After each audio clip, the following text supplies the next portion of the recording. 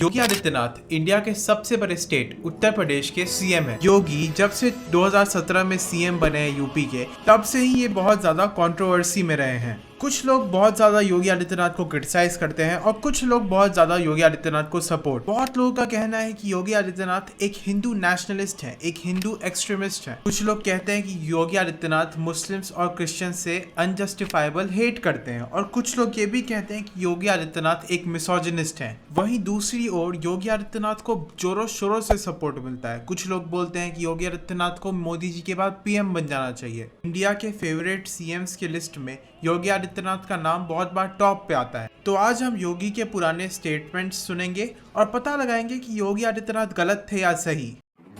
तो योगी आदित्यनाथ बोलते हैं कि उन्होंने यूपी में क्राइम कम कर दिया, गैंगस्टर्स की हालत खराब कर दी। अब वो अपना जान बचा के भाग रहे हैं, अपनी जिंदगी के लिए भीख मांग रहे हैं। लेकिन आर्म्स एक्ट के अंदर जो केस रजिस्टर हो रहे हैं वो इंडिया में तो स्टेबल है, लेकिन उत्तर प्रदेश में बढ़े ही जा रहे हैं 2021 तक। गैंग राइवलरी से भी रिलेटेड मर्डर्स बढ़ रहे हैं। तो योगी जी जो बोलते हैं कि हम गैंगस्टर वायलेंस खत्म कर दिए, हम माफिया खत्म कर दिए, वो सब एनसीआरबी के डेटा में क्यों नहीं दिखता है योगी जी? डेटा तो गैंग वायलेंस और माफिया में कुछ और ही कहता है। अब योगी आदित्यनाथ 2016 में बोले थे कि मदर टेरेसा एक कॉन्स्पिरेसी की पार्ट थी हिंदूज को क्रिश्चियनिटी में कन्वर्ट करने में।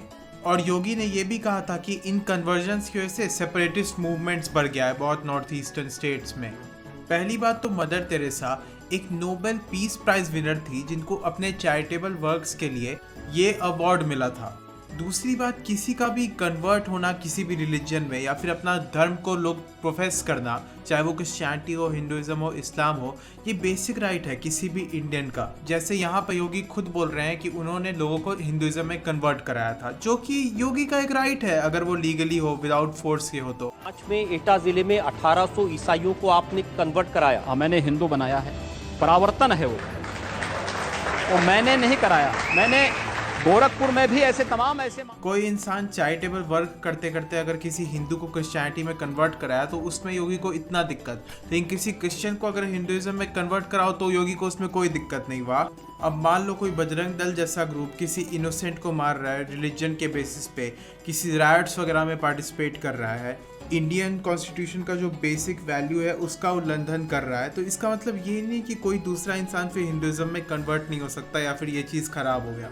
इसका मतलब ये है कि मान लो अगर वो कोई एक्सट्रीमिस्ट क्राइम किया किसी रिलीजन में कन्वर्ट होने के बाद तो उसको सजा मिलेगी, सिंपल सी बात है।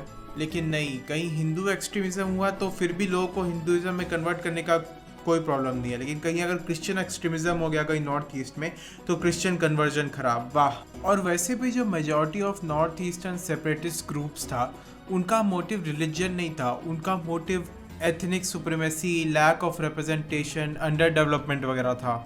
और मैं ये नहीं कह रहा हूँ कि मदर टेरेसा के साथ कुछ भी प्रॉब्लम्स नहीं थे, लेकिन जो असलियत में प्रॉब्लम्स थे उसके बारे में तो मेरे को नहीं लगता योगी आदित्यनाथ कभी बात कर पाएगा विद प्रूफ्स। योगी आदित्यनाथ ने फेमिनिज्म वगैरह और वुमेन के बारे में भी बहुत कुछ बोला है, वो भी देखते हैं। योगी आदित्यनाथ ने वुमेन कोटा के बिल को भी अपोज किया था बीजेपी के पार्टी लाइन के अगेंस्ट जाके।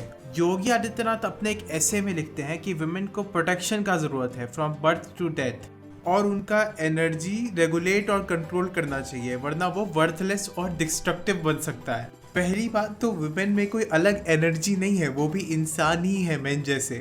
ऐसा कोई कंट्रोल का एलिमेंट नहीं है कि अगर आप उनको फ्री छोड़ दोगे, कंट्रोल से बाहर निकाल दोगे तो बहुत डिस्ट्रक्शन आ जाएगा, डिस्ट्रक्टिव हो जाएगा।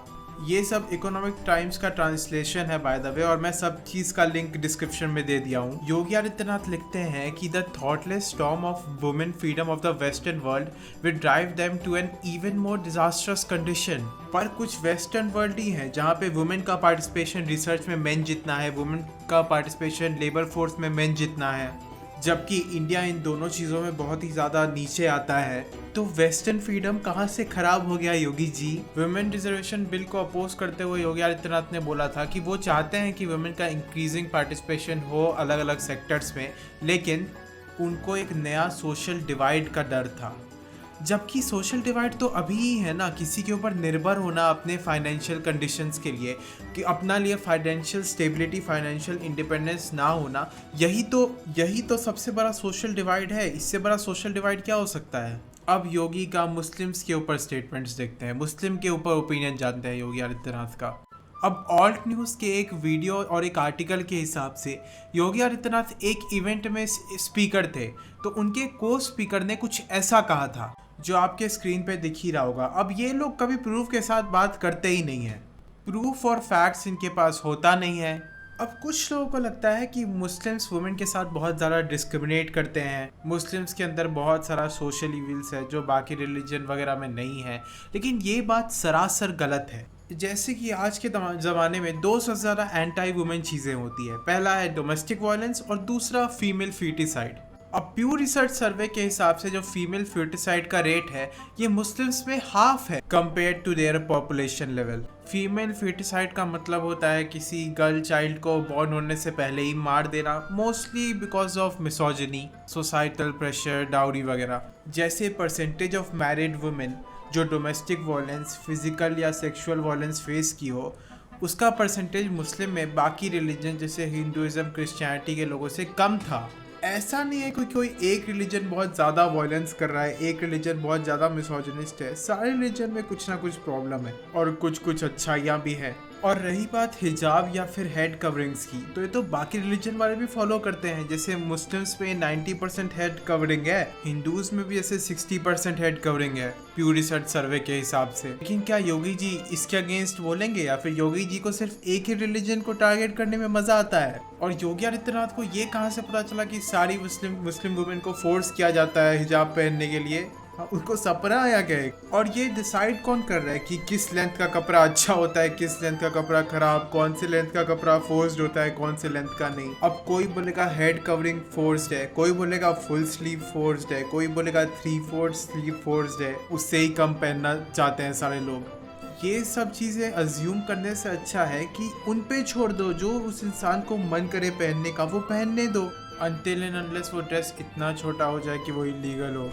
अब ऑल्ट न्यूज़ के हिसाब से योगी जी एक जगह बोले थे कि हिंदू मुस्लिम कल्चर्स कैन नेवर को एग्जिस्ट। जब बहुत सारे सर्वे के हिसाब से बहुत सारे हिंदूज भी, बहुत सारे मुस्लिम्स लोग भी एक दूसरे को एक्सेप्ट करते हैं, तो क्यों नहीं एग्जिस्ट कर सकता साथ में दोनों कल्चर? जब इंडोनेशिया जैसी कंट्री में भी हिंदू मुस्लिम रिलेटिवली पीस में रहते हैं, तो इंडिया में क्यों नहीं रह सकते?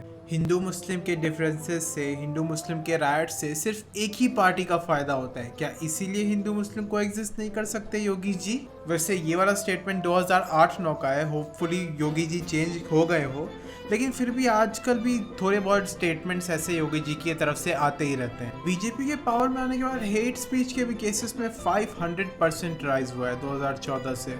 और प्यू रिसर्च सर्वे के हिसाब से जिन लोगों ने 2019 में बीजेपी को वोट दिया था, उनमें सारे रिलीजन का एक्सेप्टेंस कम था कंपेयर टू जिन लोगों ने बीजेपी को वोट नहीं दिया था। तो सबसे ज़्यादा इंटॉलरेंट लोग, सबसे ज़्यादा एक्सट्रीमिस्ट लोग तो एक ही पार्टी के अंदर दिख रहे हैं, जो है भारतीय जनता पार्टी, चाहे सपोर्टर हो चाहे मिनिस्टर्स हो। जो योगी अभी लॉ एंड ऑर्डर करते फिरता है, उसने एक बार कहा था, if they take 1 Hindu girl we will take 100 Muslims girl. यानी लॉ एंड ऑर्डर गया भाड़ में, यानी ना कोई एम्पथी, ना कोई इनोसेंट लोगों के लिए थोड़ा सा भी केयर, बस प्योर हेट। एक जगह योगी आदित्यनाथ ने कहा था, if they kill 1 Hindu we will kill 100। भाड़ में गया लॉ एंड ऑर्डर। और इन लोगों को बीजेपी चीफ मिनिस्टर बना देती है इंडिया के सबसे मोस्ट पॉपुलेटेड स्टेट्स का। और फिर जब फॉरेन मीडिया कोई इनको क्रिटिसाइज करते हुए कोई आर्टिकल लिखता है, तो फिर बौखला जाती है, अरे हमको क्रिटिसाइज कैसे कर दिया? अरे ऐसे काम करोगे तो क्रिटिसिज्म मिलेगा ही ना, इंडिया से नहीं तो कम से कम इंटरनेशनली तो मिलेगा ही। कैसे कैसे लोगों को बीजेपी चीफ मिनिस्टर बना देती है, आगे बढ़ा देती है यार। चलो आप लोगों को वीडियो पसंद आया हो तो आप वीडियो को लाइक कर सकते हैं, चैनल पे सब्सक्राइब कर सकते हैं। मैं आपके लिए और ऐसी वीडियोस लाते रहूँगा जो न्यूज़ टॉपिक्स वगैरह है उसका कवरेज करते रहूँगा। और थैंक्स फॉर वॉचिंग, अगर इतने अंत तक कोई देख भी रहा है तो।